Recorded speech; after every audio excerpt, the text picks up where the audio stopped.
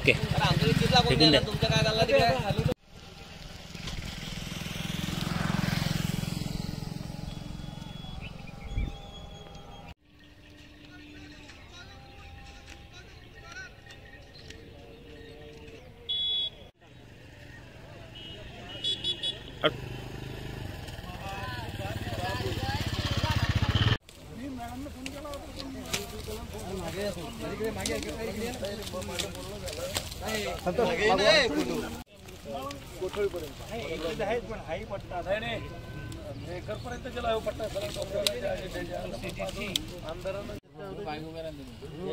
अरे बंधू थोडं मागे उभे राहा.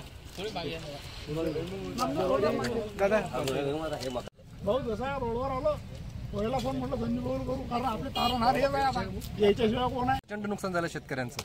कसं पाहता, काय तुमची मागणी आता? मी स्वतः गेल्या 3 दिवसापासून आम्ही सर्व आमचे आमदार आम्ही सगळे प्रचार दौरे रद्द करून या 3 दिवसापासून दररोज दुपारच्या टायमाला मोठं चक्रीवादळासारखं वादळ, पाऊस आणि त्याच्यासोबत गारी आणि जे लोकांच्या शेतकऱ्याच्या हातातोंडाचे आलेलं पीक ते जवळपास 100% या ठिकाणी उद्ध्वस्त झालेलं आहे.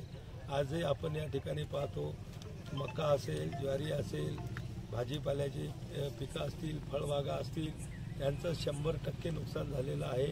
मोठमोठी झाडंसुद्धा त्या ठिकाणी उन्मळून पडली, रोड ब्लॉक झाले आणि ताबडतोब हे माहीत झाल्याबरोबर आम्ही जिल्हाधिकारी असेल, जिल्हा कृषी अधीक्षक असतील, या सगळ्यांना फोनवर या सूचना देऊन तात्काळ यांचे पंचनामे करून या शेतकऱ्याचं सगळं नुकसानीचे पंचनामे तात्काळ शासनाकडे पाठवावे. निश्चितपणानं लवकरात लवकर शासनाकडून मदत मिळवून देण्यासाठी आमचे सर्व आमदार आणि आम्ही लोकप्रतिनिधी या नात्यानं त्या ठिकाणी प्रयत्न करू.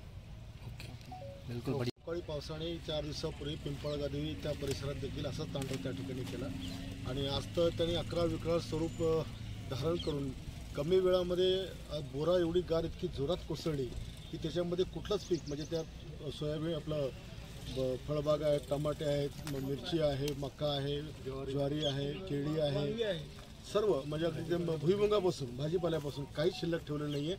अगदी या 7-8 खेड्यामध्ये म्हणजे कोथळीपासून तरोड्यापासून परडा, शिरवा, चिंचपूर, अंतरी आणि वडगावपर्यंत सर्व शेतकरी हे आता उद्ध्वस्त झालेले आहेत. ताबडतोबीनं प्रशासनाला पंचनामे करण्याचे आदेश त्या ठिकाणी दिले गेले.